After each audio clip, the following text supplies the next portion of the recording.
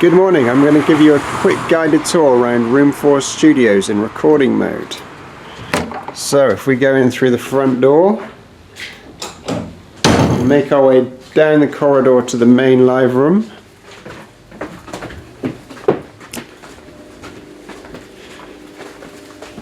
It's a fairly large live room, it's 26 square meters, not massive but good enough to get some very good drum recordings.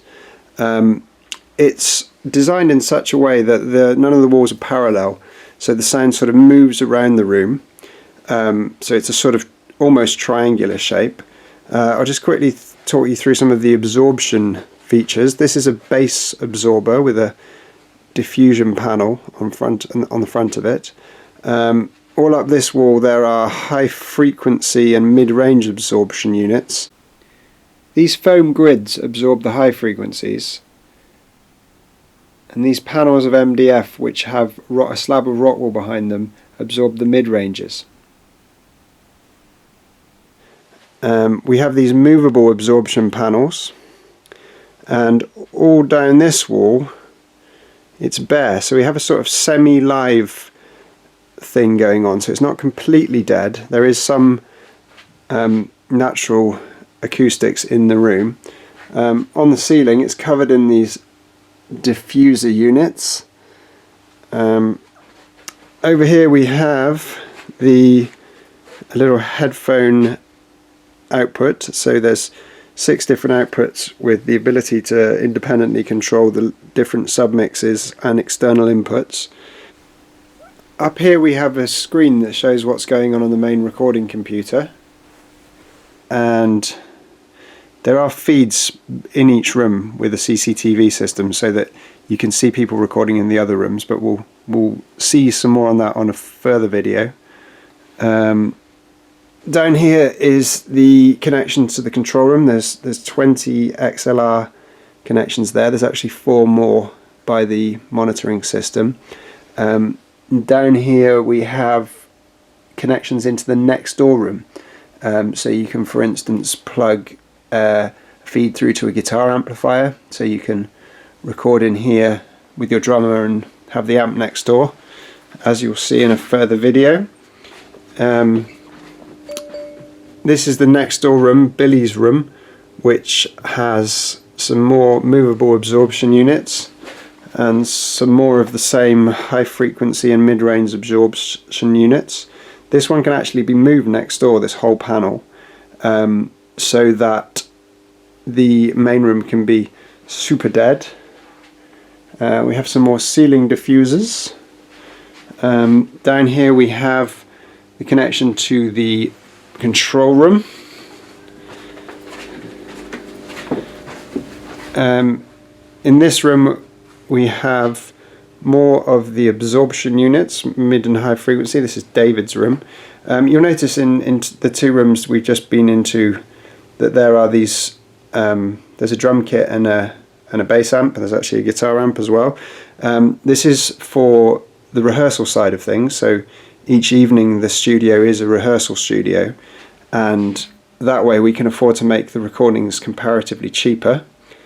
And if we move along, we'll have a quick look at the relaxation area. So we've got a little bench here you can sit down on, table football.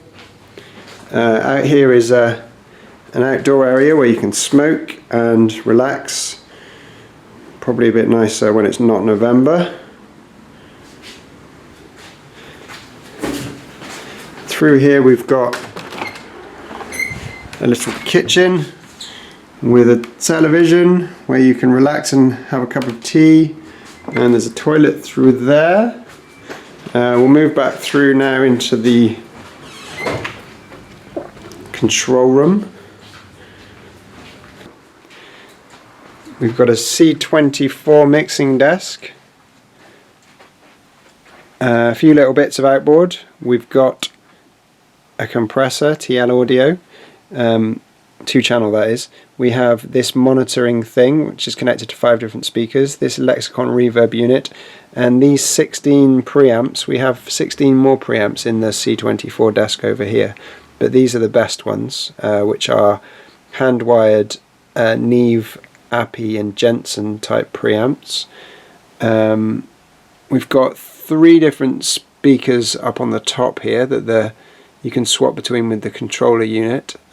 The full range O300s, these Yamaha HS10s I think, and these Avatones, which are mainly just mid-range. You can also play the mix back through the screen, which sounds very much like what a laptop does. And here we have a Ghetto Blaster you can play it back through. We can see into the live room on that screen. This room has got a lot more acoustic treatment than the others, a lot more bass trapping, and it's symmetrical so that you get the best possible sound when you're sat right between the speakers. And then moving through here we have the reamp room, which has got some guitars on the wall. Got a Fender Rhodes down here. We've got some synths which are controlled by this keyboard here and or this Ableton push. We've got 8 different amps that are all connected into this amplifier and speaker selector, so the 8 amps can be connected to the guitar input and any one of the 4 speakers which are mic'd up in the other room. There's a lot more detail on that in another video.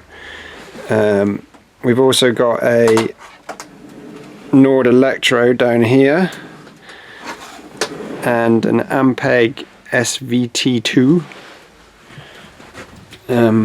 Back through here we've got a fully weighted 88 key piano and some more guitars.